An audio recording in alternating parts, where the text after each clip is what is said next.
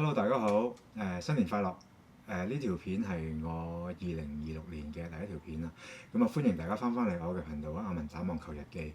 咁就之前2025年嘅下半年我都拍咗一系列嘅關於即係網球技巧上嘅一啲簡易 demo 嘅短片啦，咁啊希望大家睇完之後有跟住去練啊，希望對大家有用咯。咁就暫時嗰啲練波片啊，嗰啲技巧片嗰啲咧，我冇晒啦，用晒啦。要得閒要再出去拍過啦。咁啊學生又多咗少少，咁啊場地又難 book 咗少少，所以大家俾啲耐心等下。未有場同埋未有時間去拍住。咁今集我想同大家講少少關於我之前咪有一集拍咗一個關於網球拍咧，一個新手點樣去揾一啲啱自己用嘅網球拍啊，或者係點樣去選擇買球拍咧。咁啊好多人睇喎，原來嗰一集，咁啊都明白嘅，其實大家都中意買嘢購物啦，咁啊網球拍都其實都好少人話會買一支跟住就一直打落去嘅，通常都會久唔久都會換下啦。咁啊，例如我自己都係啦。咁啊，我自己之前嗰支呢支 Pure Drive Arrow Pure Drive 都打咗好耐嘅，10幾年啊冇換過，一路都。咁啊終於退役啦！我自己就今年換咗支新球拍，呢個 Technic Fiber 換咗呢支係T Fight 305S，咁啊係98寸。我放低佢先呢個。呢支就98寸嘅，咁啊我之前打嗰支 Arrow Pure Drive 嗰個咧就係Pure Arrow 嗰個咧就係100寸嚟嘅，咁啊呢一個咧就係比較 control 少少嘅拍。咁啊借住今次機會咧，咁因為上次我關於網球拍嗰條片咧好多人睇啦，咁啊有啲觀眾咧都喺下低留言問關於一啲即係比較深入少少嘅 spec 嘅嘢，咁啊希望想知道多啲，咁啊趁呢個機會，我可以同大家去深入多少少了解一支網球拍嘅 spec 啊。咁我上一集喺網球拍嗰一集介紹嗰個咧，其實就係一啲比較簡單籠統嘅一個新手去買球拍嘅一個即係少少指引嗰啲咁樣啦。咁其實離不開都係講緊買幾大個頭啦，即係100寸啊，定係98寸啊，定係97寸啊，定係95寸啊咁樣啦。咁啊仲有要考慮嘅就係球拍嘅重量啦。咁啊290 gram 定係300 gram 定係310 gram 嗰啲咁樣。咁其實除咗呢個頭大細同埋嗰個球拍嗰個重量要考慮之外咧，咁深入少少嘅 spec 咧，其實當中都仲有一啲嘢係即係去考慮嘅。即係如果大家想再仔細少少去了解關於一個球拍嘅 spec 咁樣啦。咁啊，首先第一樣嘢咧就係我覺得比較重要嘅就係呢一個線床，嗰個密度。咁以我呢支以前嘅即係我自己用開嘅球拍為例咧，呢一個咧就係叫 open string 嘅呢個係，咁就係或者中文係有啲老師傅會叫佢梳頭啦呢一個。咁佢點解會梳頭啊？或者係點解會 open string 咧？咁佢呢一個為例咧就係佢 total 咧係有16條打直嘅線嘅呢一個，即係呢一個 main 嘅有16條。呢個 cross 嘅，即係打橫呢個 cross 咧，就有19條。咁啊，通常我哋會叫佢呢啲做16、19咯。咁啊呢一個係 open string，另外仲有啲再 open 啲嘅，仲有啲即係可能有啲球拍係有16、18嘅，即係16條直、18條橫嘅，個格再大格啲嘅。咁啊呢啲我哋會稱之為呢個 open string pattern 咯。咁啊另外一個極端嘅比較就係呢一個。有 open string 嘅，咁啊呢一個係 dense string pattern 嘅呢一個，咁啊中文有啲老師傅叫佢蜜頭啦呢一個。咁以呢一個為例啦，佢呢一個咧就係18、20嚟嘅，就係有18條直線，有20條橫線。咁啊呢一個就稱之為蜜頭啦。咁我啱新即係最近新換呢一塊拍 T Fight 呢一個咧，就係最近年比較新興啲嘅呢一個係佢係18條直線同埋19條橫線，咁即係叫18、19啦。即係其實佢介乎喺16、19同埋18、20嘅中間啦。咁呢啲線床嗰個疏密嗰個作用係咩咧？咁其實可以好簡單籠統啲咁樣講咯。16、19或者係16、18嗰啲球拍線即係嗰個球拍頭嗰啲咧，open string pattern 咧，通常都係比較容易打出上旋嘅。或者係甚至乎係佢係直情係將自己呢一塊拍呢一個咧定位係為之一個 spin 嘅 racket 嘅，好容易打出旋轉嘅，好勁嘅呢啲，好咬波嘅呢啲係。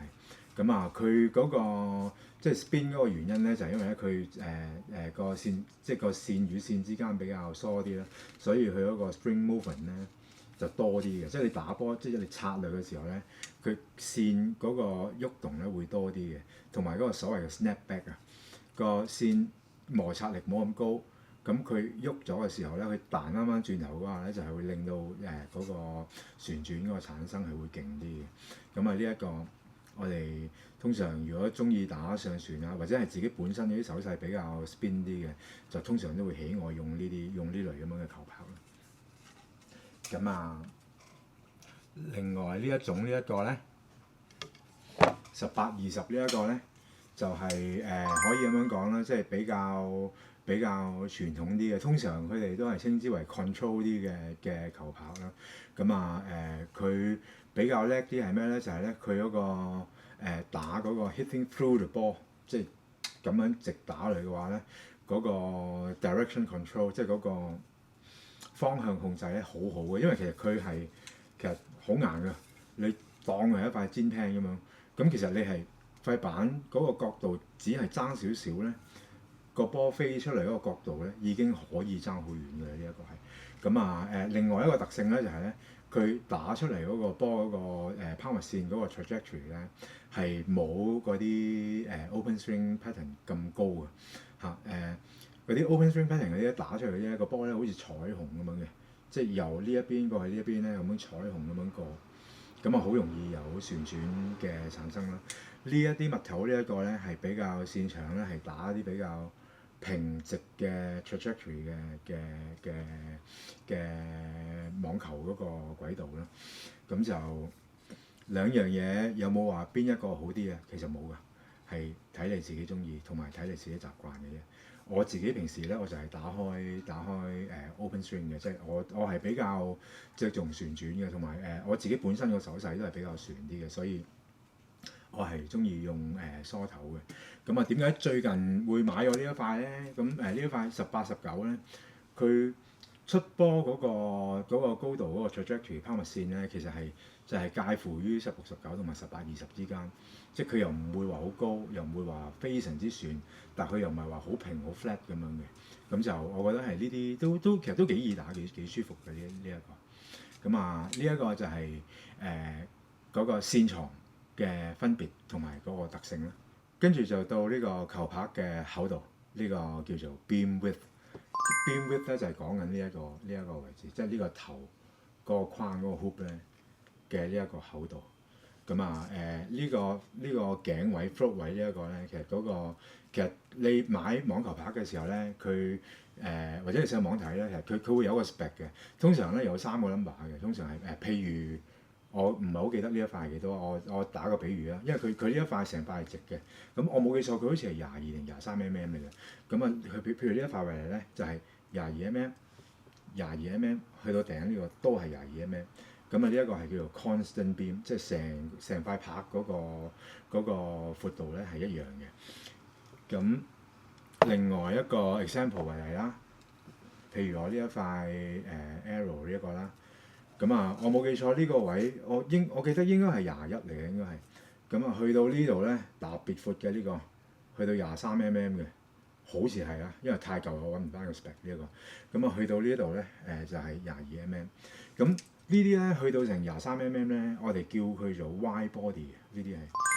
咁啊，打落去咧比較 powerful 啲嘅，同埋嗰個手感咧同呢啲薄嘅板咧。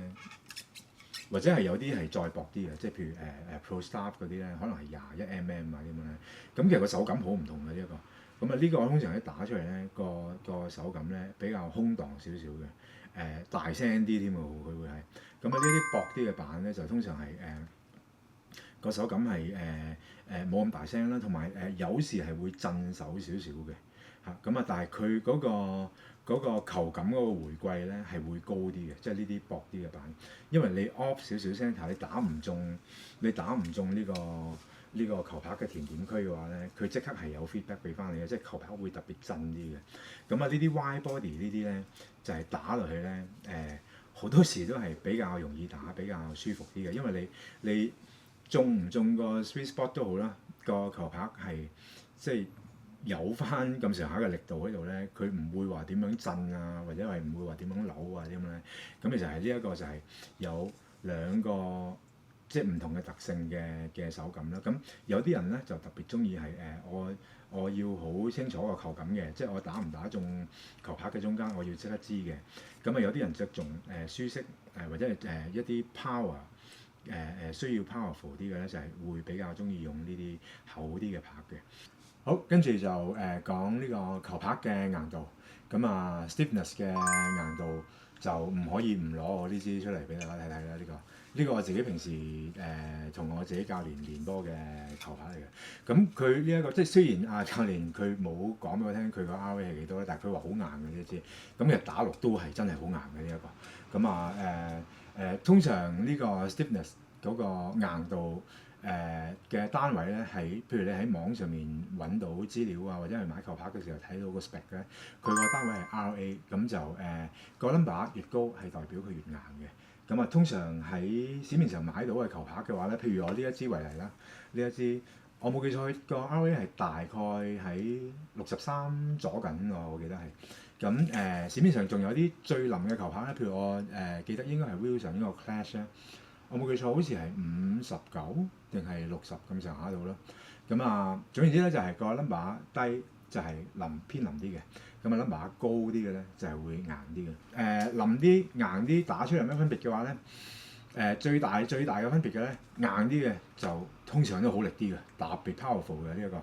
咁如果大家想慳水慳力嘅就可以揀啲比較硬啲嘅球拍啦。咁呢啲中間啦，佢呢支又唔係話特別腍嗰啲咁樣咧，咁可能個手感會舒適啲啊，但係就冇咁 powerful 咁解咯。好，跟住我哋講下呢個 frame design 啦，即係做嗰個網球拍本身嗰個 frame 嗰個設計啦。因為其實今時今日嘅網球拍咧，其實好多即係唔同嘅功能啊，或者係一啲新嘅 technology 咁樣。咁其實離不開咧，都係一啲譬如呢一個啊，佢定位為呢個 spin 嘅 racket 啦。咁其實佢點解可以話喂咁都係咁樣有個頭有個手柄咁樣，點解會特別多啲 spin 啊？咁其實佢個設計咧，譬如呢一個咧，佢係好突顯到呢一個佢嗰個破風性嗰個，即係呢度咧係三角形嘅，好似把刀咁樣嘅。咁大家打出去嘅時候咧，佢經過空氣嘅時候咧，佢會行得快啲嘅，冇咁阻風嘅呢一個係。咁呢一個 hoop 都係啦，譬如呢個位比較尖啲薄啲嘅。咁佢通過空氣即係打出去嘅時候行過嘅時候咧，個速度係可以快啲嘅。咁所以板頭塊相對咧就比較容易啲產生呢個上旋。咁另外一種嘅 design 咧就係呢一類型嘅，就係比較傳統啲嘅球拍。呢度中間個 float 位冇特別嘅，即係唔係話特別破風嗰啲咁樣嘅。去到呢個頭又唔係話特別薄嗰啲咁樣嘅。咁其實呢一個咧就係比較傳統啲嘅設計啦。咁其實大家可以留意下咧，呢個板邊呢個位咧特別厚啲嘅嚇，望落去咧好似四方方咁樣嘅。呢一塊咧都唔算好四方啊。最四方嗰啲咧應該係嗰啲 Pro Staff 啊，甚至乎係以前嗰啲Pro Staff 85頭嗰啲咧，佢直情係起角嘅嗰啲係。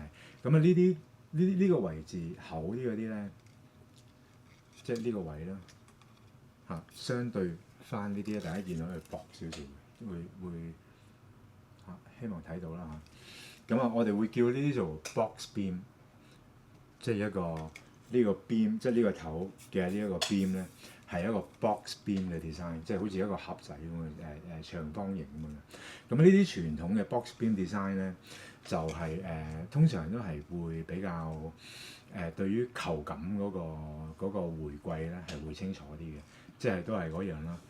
中間嘅時候咧就好舒服好爽嘅，off 少少咧即刻知嘅，即係佢即刻話俾你聽啊，因為佢會特別震啲嘅呢一個係，咁啊呢一個都係大家去買球拍嘅時候可以去考慮因素之一啦，呢一個 box beam design 或者係呢一啲嘅 aerodynamic 嘅 design。跟住要講呢個就複雜少少啦，我哋要講呢個係叫做 swing weight，即係揈出嚟嗰個重量。咁譬如呢兩支為例啊，呢兩支就喺街度大家買得到、見得到嘅球拍啦。呢支係305 gram， 呢支又係305 gram。個 balance 一陣間去度俾大家睇睇啦。咁啊305 gram，305 gram， 咁其實理論上揈出嚟個感覺咪應該差唔多咯。咁其實就唔係嘅。譬如呢一支為例咧，我冇記錯，佢個 swing weight 係大概320咁上下，係啊呢一個。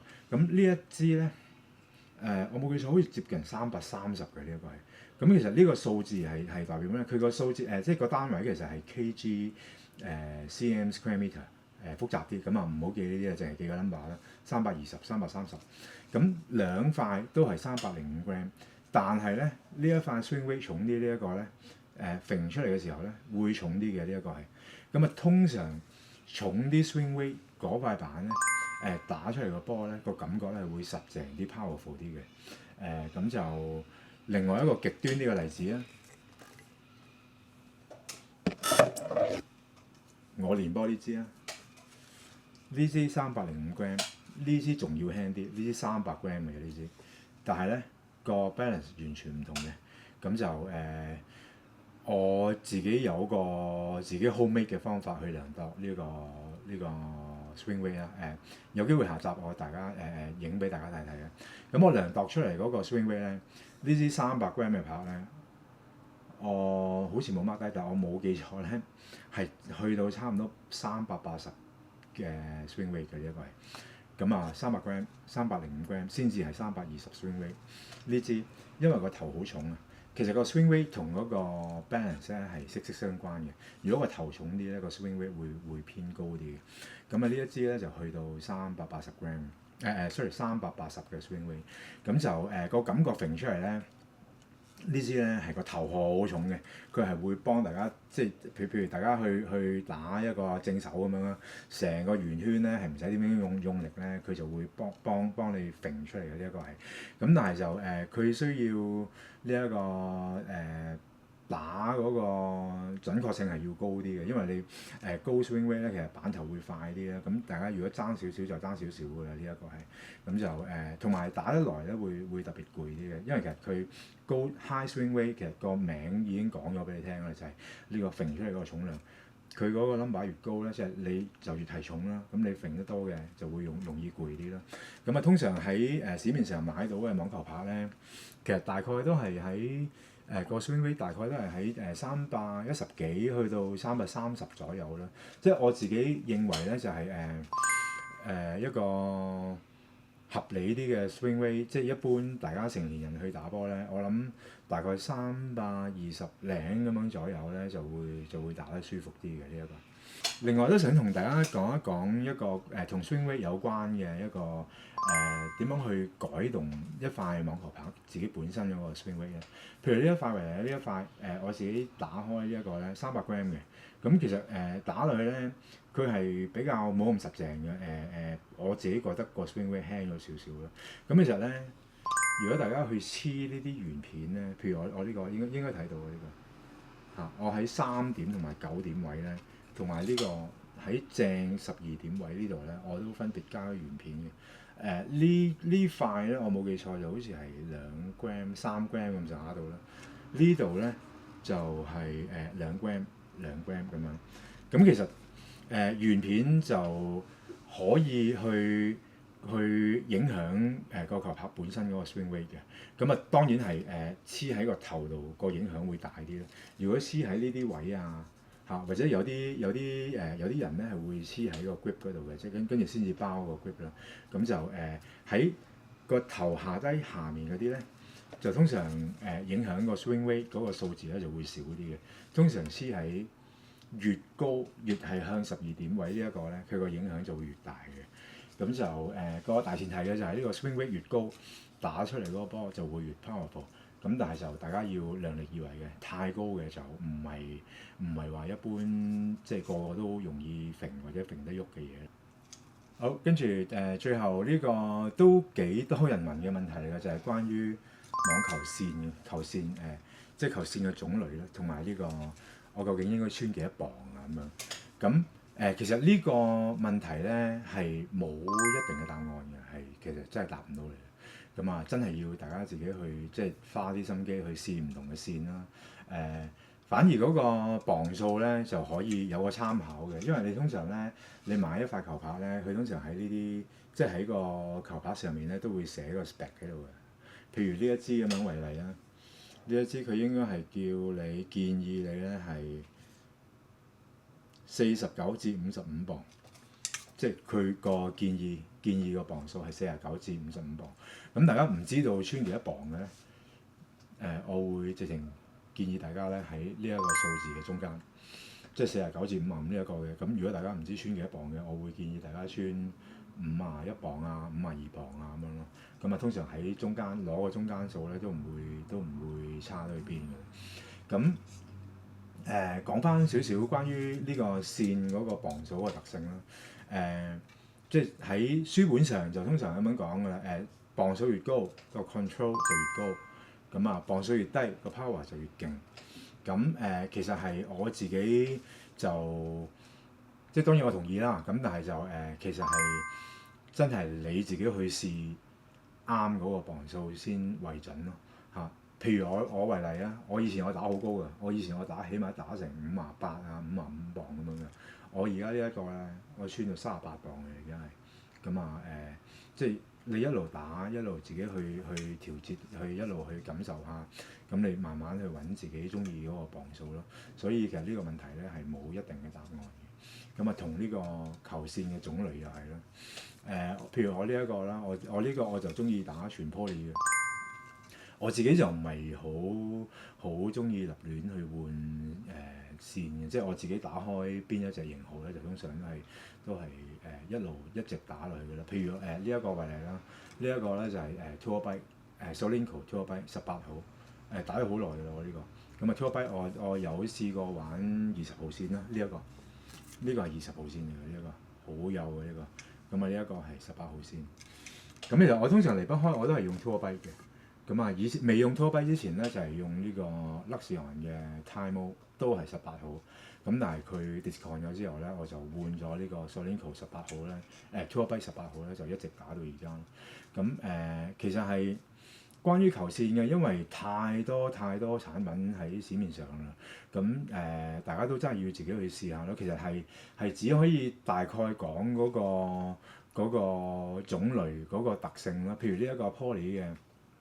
就係比較通常都係比較硬啲啦，比較即係所謂嘅 control 啲啦，同埋會容易產生 spin 嘅，但係就通常好硬嘅呢啲係，所以我穿低磅數。咁啊，另外仲有一支線咧係叫做multi-filament，就係好多纖維捲埋一齊做一條線。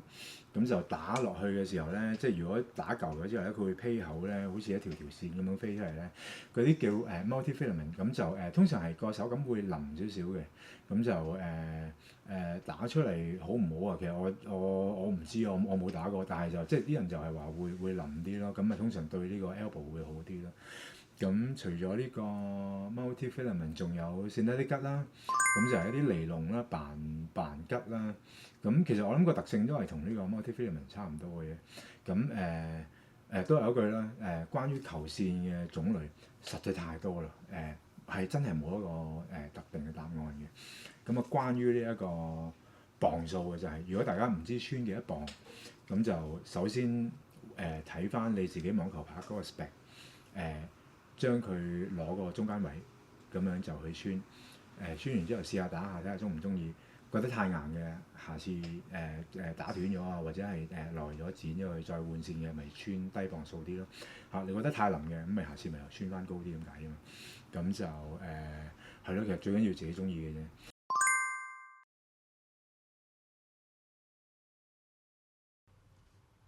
通常去啲大型少少嘅 website 啦，或者官網咧，其實官網都好容易揾到啲資料嘅。咁譬如以我呢個新拍為例啦，T-Fight 啦，咁就305S 啦，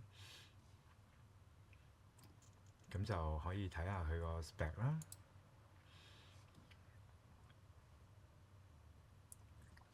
98寸，咁啊98寸頭啦，27寸長標準長度啦。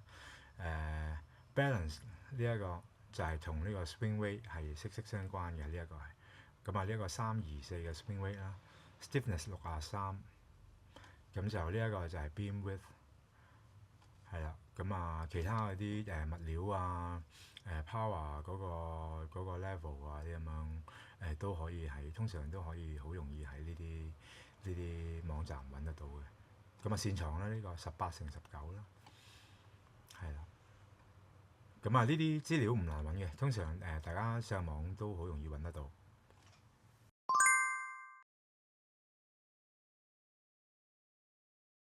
好，咁而家同大家講下量度呢一個球拍嘅 balance 啦。咁我嘗試教大家咧，直接用呢一個手指咁樣穿落去咧，其實都係一個方法嚟嘅，但係就比較冇咁準成嘅咯。咁其實喺呢個方法就係其實好簡單嘅，又喺屋企有一把拉尺咁就做到㗎啦。咁其實要做嘅係咩咧？要做嘅就係將呢塊球拍放喺個台邊。就一路拉到去某一個位，個頭開始喐啦，見到個頭開始喐啦。嗱，大家見到嘛？佢呢度開始喐啦，呢度。咁就即係咧，呢個位就係呢個球拍嘅 balance point。咁只要大家用呢個拉尺由台邊拉過嚟，譬如我呢一度為例啦。就係31 cm， 即係310 mm。呢塊係310 mm， 跟住另外呢一塊極端啲嘅，就一路拉，因為呢塊個頭好重啊，呢個可能要拉到好後先至。呢度個 balance point 喺呢度啦 ，OK， 跟住就度下佢啦。哇！36.5 cm， 365 mm， 呢塊係310 mm， 呢塊係365 mm。咁其實一塊網球拍係27寸長嘅，係686 mm。咁將佢除以係343 mm， 喺基本上係。如果個 balance point 多過340 mm 嘅話咧，佢已經係屬於頭重嘅拍。咁啊，呢一個310 mm 就係屬於頭輕嘅拍。咁啊，個 balance 就係咁樣量度嘅，好簡單。咁啊，關於網球拍嘅 spec 都係咁查下㗎啦。今次呢啲咧就比較複雜少少，比較多啲數字。咁就我相信啲波友都有興趣聽嘅。咁新手們聽完之後一頭霧水嘅都唔緊要啦。得個支持先咯。咁就大家 stick to 我上次即係舊嗰條片咧，就係去揀球拍嘅大小，即係嗰個頭嘅大小同埋嗰個重量咧，其實大致都唔會差到去邊㗎啦。今時今日嗰啲球拍好鬼靚嘅，我諗你求其是但買一支都唔會差到去邊㗎。咁啊，希望今集嘅內容對大家有用啦。祝大家2026年球技蒸蒸日上，咁啊身體健康最緊要。咁就希望大家中意我今集嘅內容啦。咁啊下集再見，拜拜。